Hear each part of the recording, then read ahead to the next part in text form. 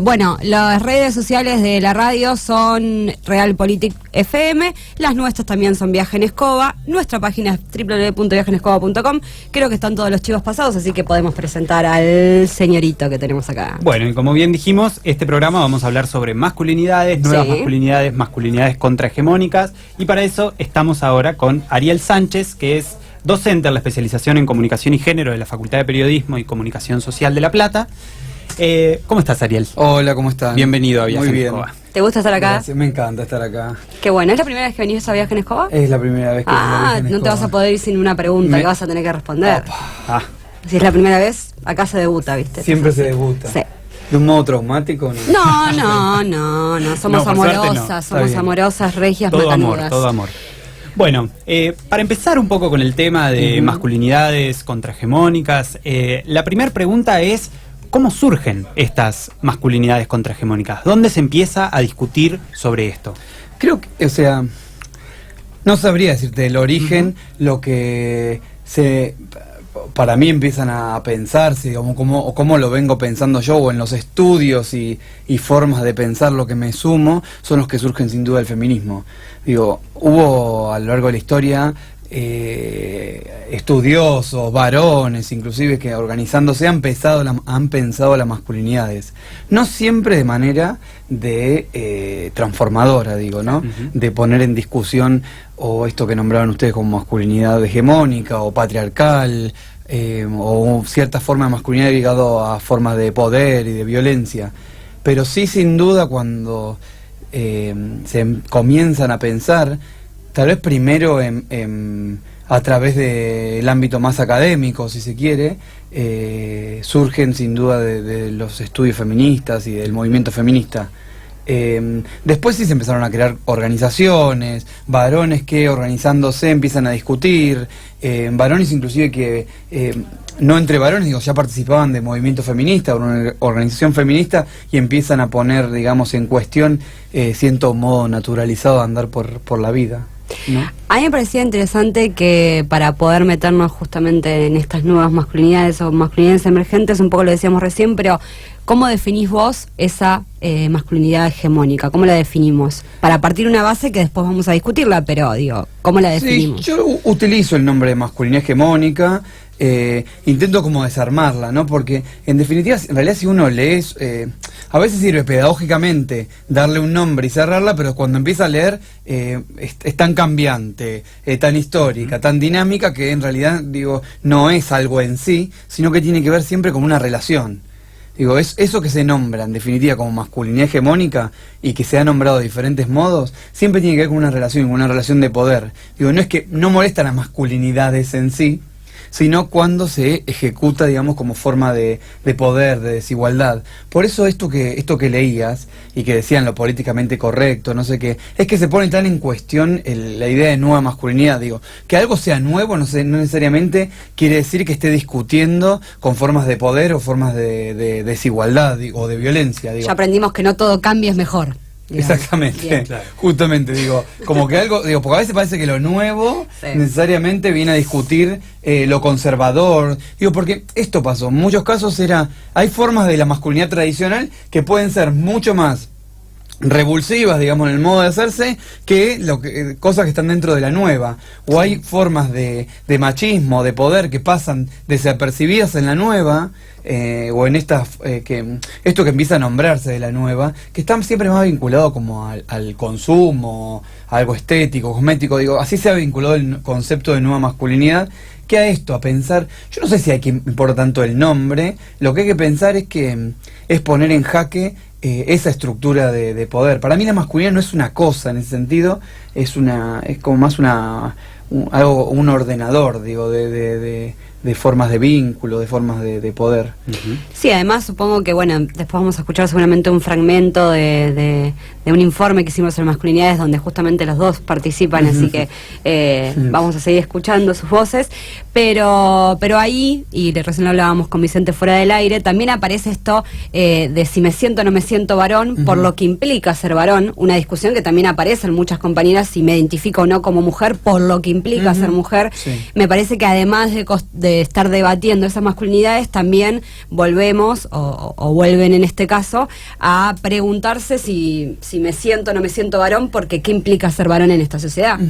No, y esto yo creo que hay que tener muy en claro lo que implica. Yo no creo que simplemente con el momento de decir, por ejemplo, yo, ¿no? No me identifico como varón. Entonces, eso inmediatamente me quita, digamos, todos los privilegios, claro, ¿no? Claro. Porque lo cierto es que yo voy por la calle y el mundo me está viendo de ese modo y en algún punto puedo ejercer esos privilegios que hacen posible que yo pueda caminar por la calle como un varón cisgénero, blanco. Como pasar desapercibido, ¿no? Digo, porque en este sentido, claro, digo, porque yo, por más que yo diga mañana, yo soy negro y asumo mi negritud y no sé qué, lo cierto es que el mundo no me está viendo de ese modo. Claro. Claro. Digo, entonces, me parece bien esto de poder soltar en algún punto, dejar de ser cómplice de esas identidades. Pero, digo, el acto de nombrar eso, de decir, yo no soy varón porque me asumo como maricón, o como que lo que sea, digo, ¿no? No me nombro como varón, eso no necesariamente implica, digamos, que mis privilegios no están siendo ejercidos. Digo, lo importante acá es dar cuenta de eso, en definitiva. No preocuparse tanto por uno, claro, o ponerse tan resistente a uno a que lo ponga en lugar de poder, sino ver eso, digo, que ocupamos posiciones en una sociedad, digo, no somos personas ajenas a una sociedad, ocupamos posiciones, y eso es cómo uno se siente, sin duda, cómo se identifica, pero también cómo te ubican las otras personas. Entonces, claro, no es un acto tan automático. Claro. No soy varón, mirá qué bien, entonces ya está todo resuelto. No, digo, has ejercido. Sí, has aprendido esa masculinidad también. Has aprendido, ¿no?, esa masculinidad, digo, no se deshace tan fácilmente. No es tan automático que si uno dice eso, ya inmediatamente todo el mundo tiene que felicitar, abrazar y claro, decir muy bien, no sé, digo, porque en definitiva uno lo hace porque entiende que esos privilegios generan formas de violencia. Claro.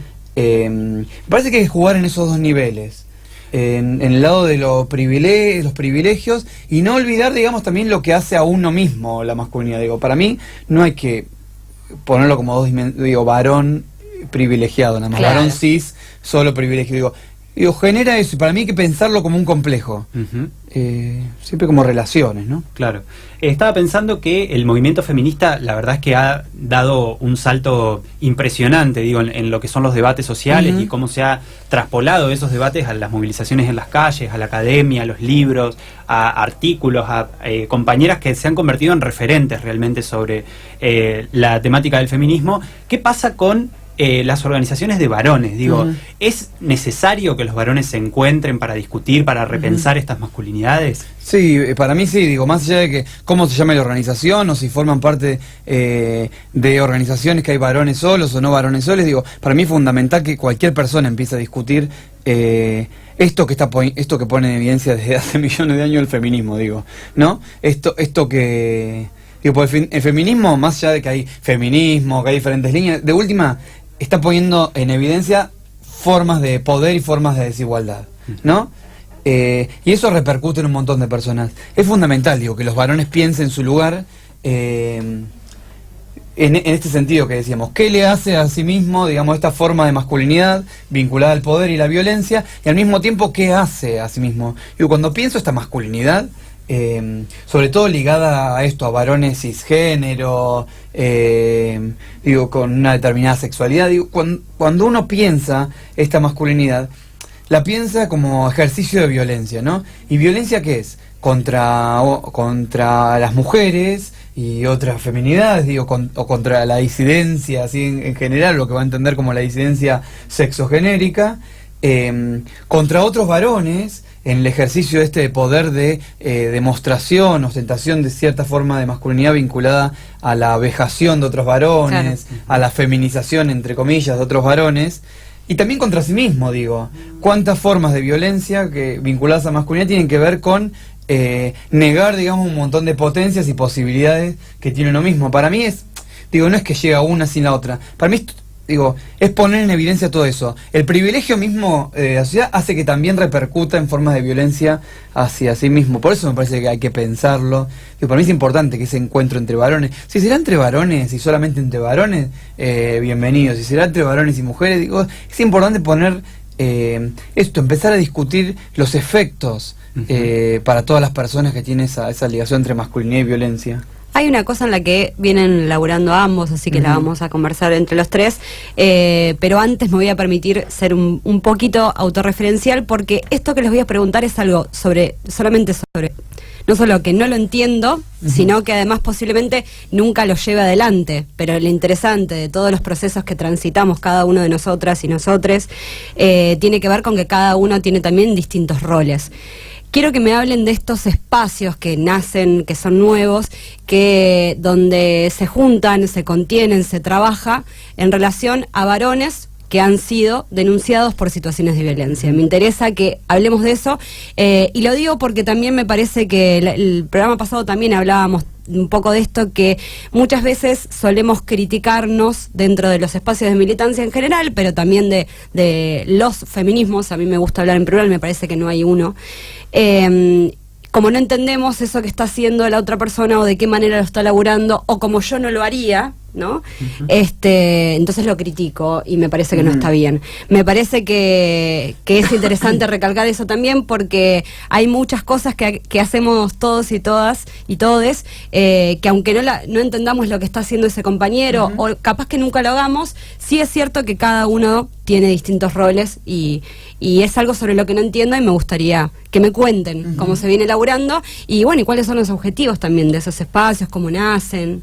Yo creo que esos espacios, digo, más allá del que estamos nosotros, que es en el marco de la Facultad de Periodismo y Comunicación de La Plata, vinculado a la Secretaría de Género, que surge como un proyecto de la Secretaría, digo, más allá de ese espacio, digo, la mayoría de los espacios esos han corrido primero con un prejuicio o un mito, que es que se está desenfocando, digamos, ya que tenemos poca fuerza, pocos recursos, ¿por qué no trabajar en asistir a las personas que han pasado por una situación de violencia, ¿no?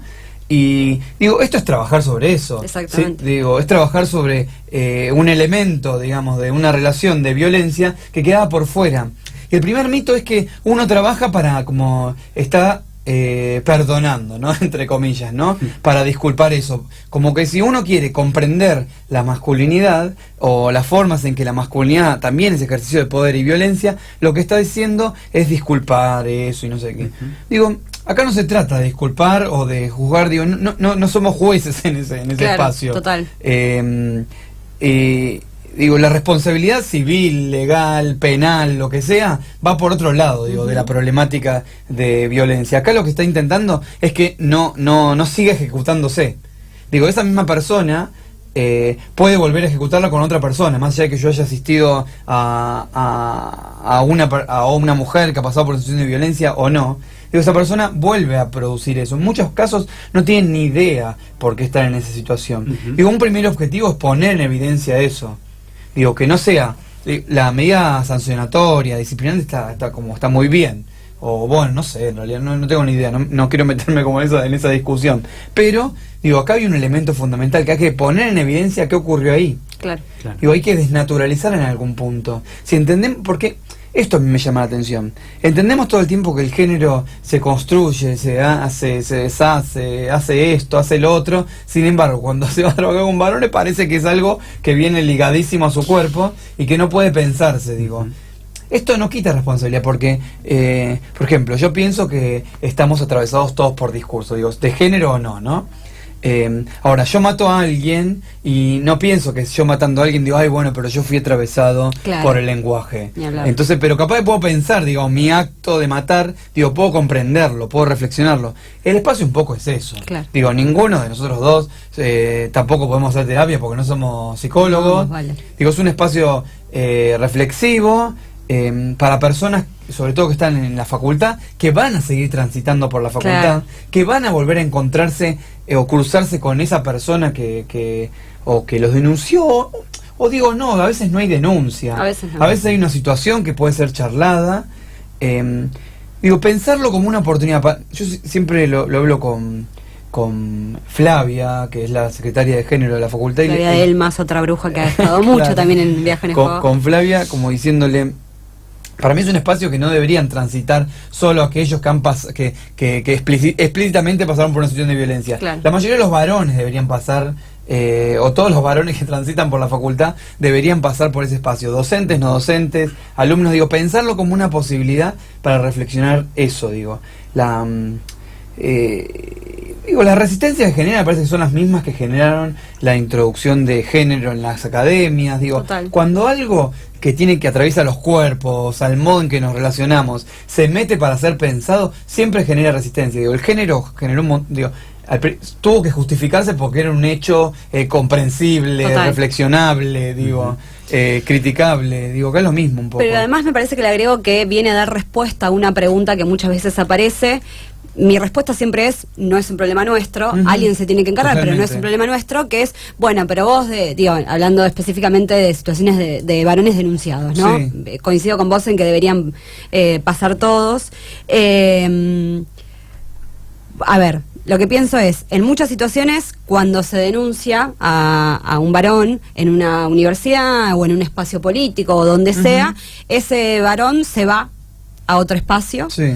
O a otro, se vuelve a su ciudad. Con bronca. Claro, conocemos Sí. distintas situaciones en las que se fue, se volvió, no sé qué, se exilió, no sé cuánto. Bueno, eso va a seguir pasando. Ese varón va a seguir haciendo esa Totalmente. misma actitud en otro lugar y desde acá no podemos hacer nada. Inclusive mucho más Incluso convencido. peor, claro. Posiblemente, sí, porque hay una situación de mucha exposición donde las mujeres hemos encontrado en esa herramienta de Scratch la posibilidad de Sí. decirle a otras mujeres que ojo con él, pero nunca vamos a poder alcanzar y tampoco resuelve nada, justamente. Siempre mi respuesta ha sido, bueno, ocúpense ustedes, digo, que están, digo, muchas inclusive hay veces... mujeres que se están ocupando también. Claro, de eso. total. Digo, pero porque lo desean. Por No eso, sé, por eso ¿entendés? arranqué preguntando, introduciendo este tema diciendo que muchas veces tenemos que tener la capacidad, cada uno y cada una y cada une, de saber que eso que ustedes están haciendo, que quizás yo no haría, está buenísimo que se está haciendo. No, para mí sí. Digo, Aunque yo no lo haría. Y es esto, digo. Y también está el mito como que solamente es se juntan varones. Digo que hay espacios así. Inclusive hay modelos en el mundo, pero conozco algunos de Latinoamérica que los he podido ver en coloquios sobre este tema, coloquios internacionales, donde hay algunos modelos que simplemente es como una cosa, se junta entre varones a decir pobrecitos nosotros y todo lo que nos hace la masculinidad hegemónica. Digo, a veces habrá un momento así porque tiene que ver con la catarsis. Total. Pero lo cierto, digo, el objetivo fundamental es poner en evidencia que todo eso de lo que haces, que aparece naturalizado, genera, digamos, vulnera a otras personas, violenta a otras personas, genera exclusión sobre otras personas. Digo, es poner en evidencia esa situación de privilegio. Que privilegio, digo, no es nada más una característica de una persona. Digo, existe alguien, o sea, una posición privilegiada porque existen posiciones que están siendo vulneradas. Total. Digo, y eso hay que tenerlo en cuenta, que genera una relación de desigualdad. Hay espacios, sin duda, hay modelos que uno lee sobre esos modelos y es como esto, varones como autofraneleándose y tocándose entre sí simplemente para decir pobre de nosotros, pobre Así de como nosotros. existen espacios donde revictimizan a las mujeres. Digo, eso existe. Sí, ahora, acá la idea es poner, digo, es como erradicar la violencia, no de disculpar acoso. Dentro de los estudios de masculinidad está todo este movimiento, digamos, que presenta como los varones solamente como víctimas también del caso de la reproducción de la masculinidad. Me parece que es como una oportunidad para pensar eso. Está buenísimo. Y digo, es esto, si una mujer lo quiere hacer, un varón lo quiere hacer, digo, quien lo quiera hacer... Digo, quien lo quiera llevar adelante, no importa.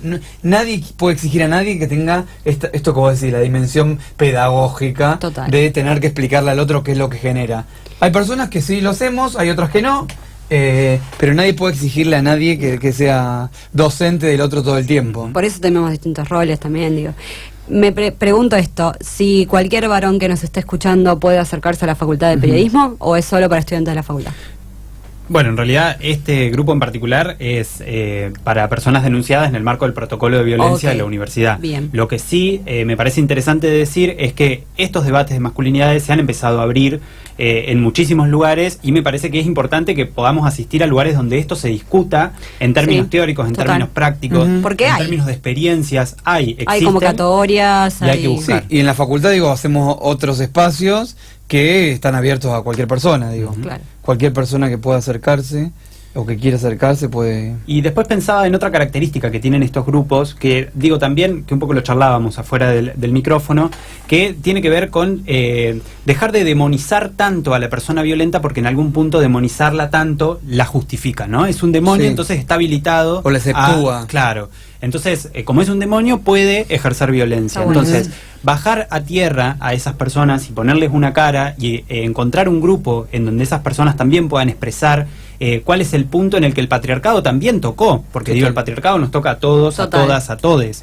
Y me parece que en ese punto es importante que estos varones también se puedan encontrar para también ponerse cara entre ellos mismos, ¿no? Digo, bueno, el que me crucé en el micro ayer puede llegar a ser un varón violento y de alguna manera puede generar, digamos, o entrar en estos grupos para discutirse ese rol, ¿no? Me parece que eso también es muy valioso. Y digo, hay algo que corre de la reproducción de estos privilegios, estos lugares de desigualdad, corre siempre con algo que es la complicidad entre varones, digo.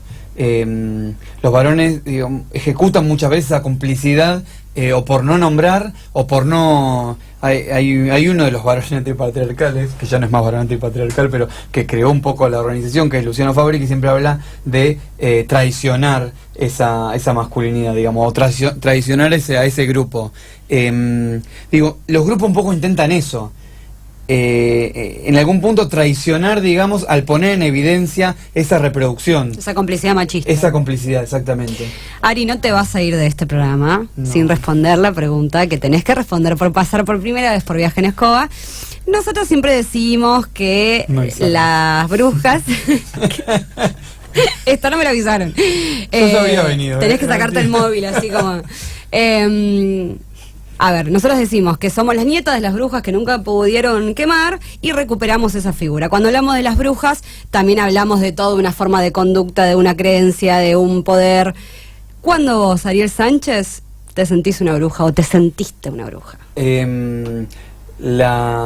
Creo que o sea, hay algo que me gusta a mí, que es la forma de maldad de la mariconería, que es al mismo tiempo reírse de los otros al tiempo que se ríe uno de uno mismo. Total. Y me parece que eso es una forma de brujismo o brujitud que digo, que al mismo tiempo que desmonta, a veces romantizamos un poco y somos malos por ser malos, simplemente, pero ese momento de maldad donde se desmonta el otro y se ríe uno mismo, me ha hecho sentir una bruja. Muy bien. Esa era, ¿viste? ¿Sobreviviste? No, está bien. No estaba mal. No estaba tan mal. Más música que nos